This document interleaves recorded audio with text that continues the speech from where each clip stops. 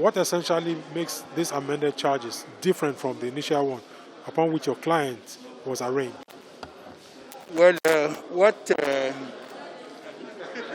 happened is in the original charge, there was only one count. There was only one count. Now they added 6 counts now against the second defendant to make 7 counts.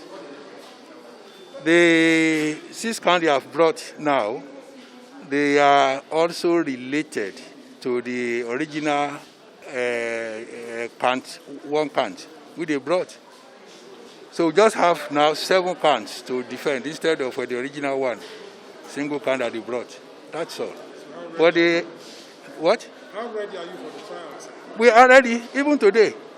We were ready to go on today, but the court said since they just brought the amended charges and they were read today to the defendants, the court said it would give the defendants time to prepare for the trial on the amended charges. But we are ready, anytime, any day. Or the arraignment has been done on amended charges. Can you be specific about these charges? How many were amended against the first and second defendants? I think historically there was a 7-count charge. 6 of that 7 was against the second, the first defendant, Mohammed Bello Adoke. 1 was against the second defendant, Aliu Abubakar. The amendments now contain 14 counts, 7 against Mohammed Bello Adoke and 7 against Aliu Abubakar. So for the sake of clarity, the original 7-count charge, is there anyone that particularly concerns the former AGF? Yes, of course. Like I said, when you look at it, 6 of the counts against the former one were against him. The difference in relation to that is that in the amended charge, there are now 7 counts against him and not 6. Additional one. Yeah, there's an additional one against him.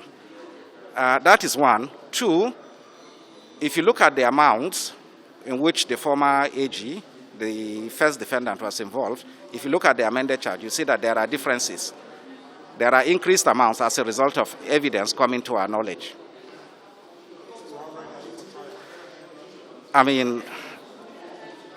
Super ready. Super ready. This is the culmination of over 8 years of investigation. This is the culmination of over 8 years of investigation, and we are ready. It's also necessary to point out that these are only the money laundering components of the Malabo case.